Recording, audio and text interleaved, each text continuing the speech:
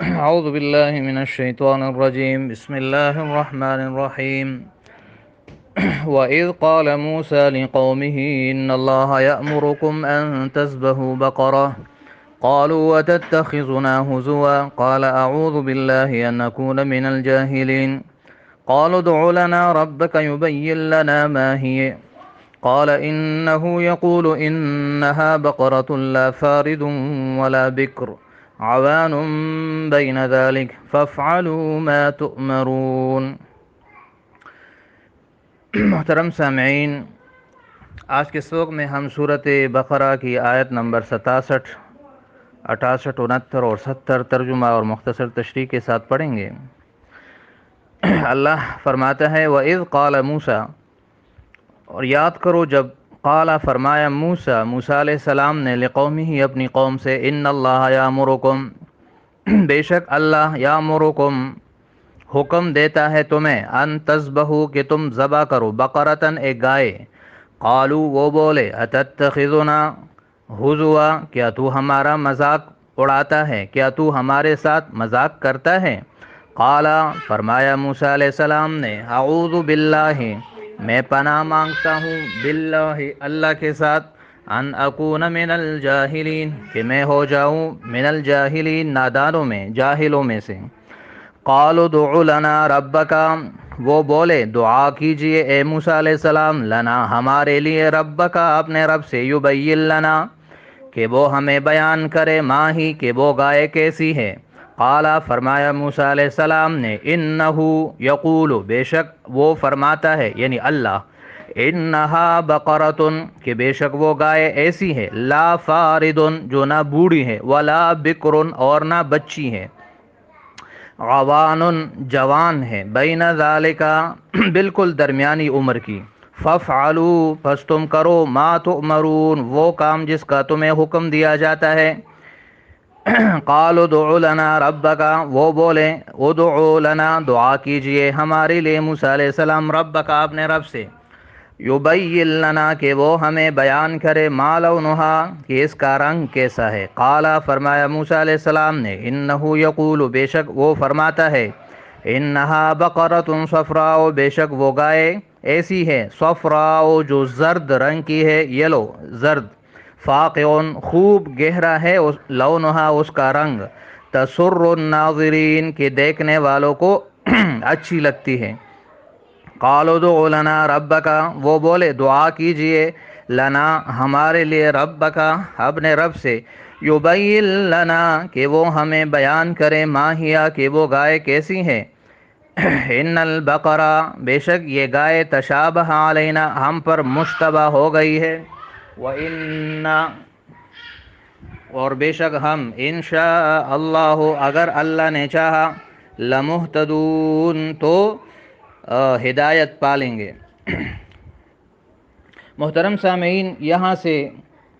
ان آیات کو سمجھنے سے پہلے ان آیات کا پس منظر و شان نزول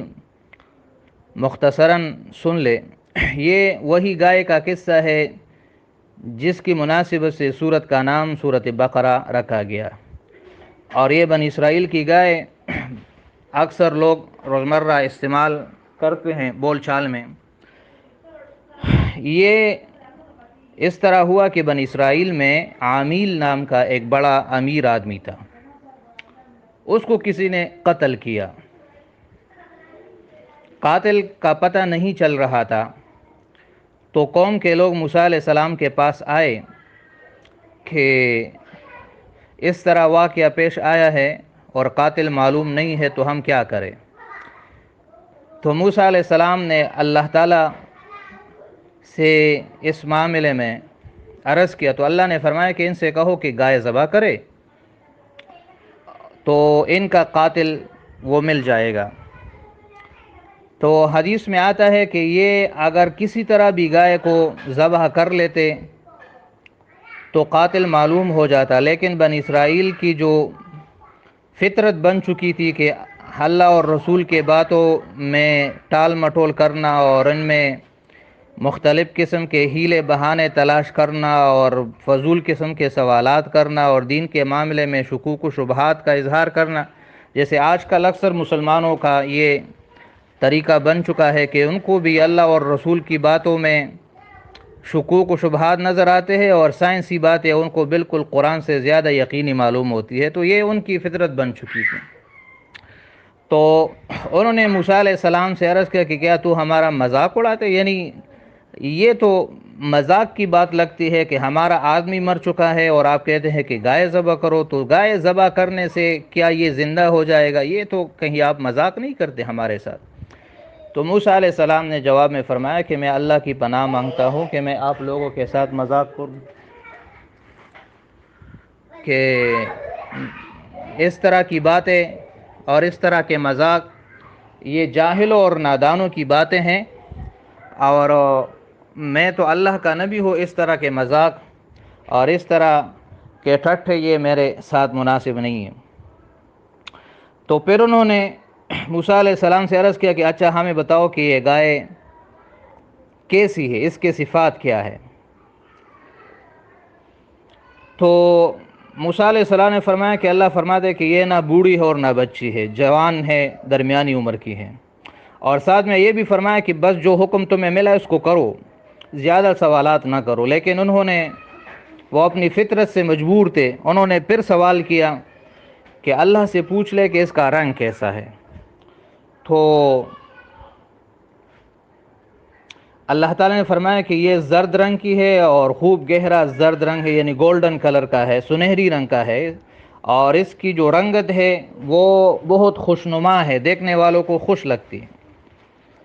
پھر انہوں نے تیسرا سوال کیا کہ یہ بتاؤ کہ یہ گائے جو ہے،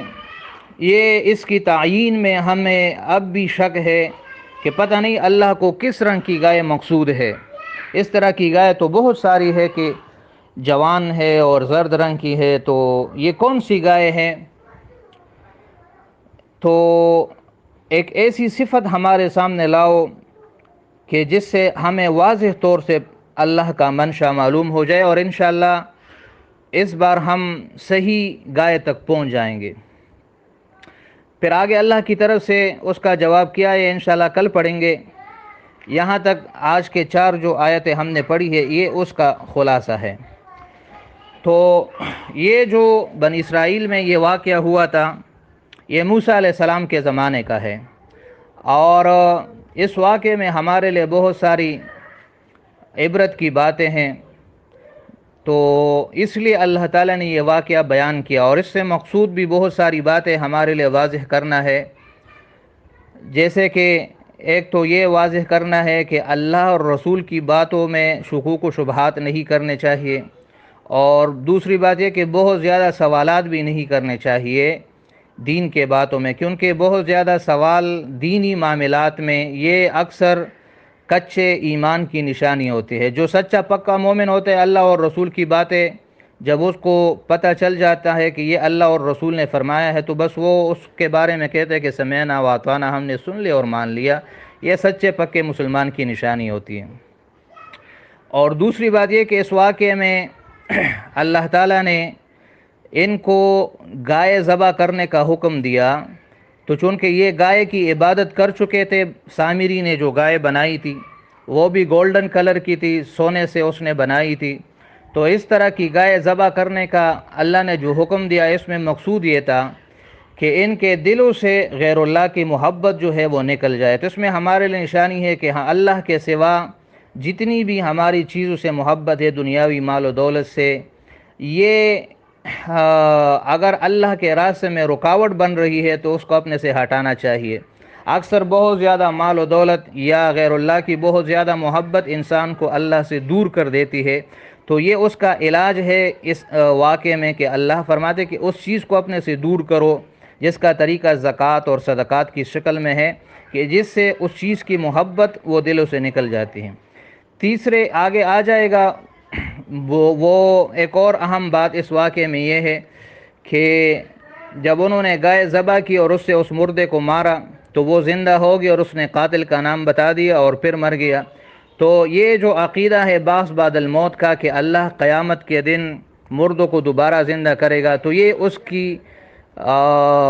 اس کی ایک نشانی بھی ہے، اور یہ واقعہ اللہ نے لوگوں کو دکھا دیا تاکہ ان کا یہ یقین بن جائے کہ جو اللہ لوگوں کو مارتا ہے وہ ان کو زندہ بھی کر سکتا ہے اور وہ اس پر قادر ہے، تو یہ بعث بعد الموت کے عقیدے کے لیے بھی ایک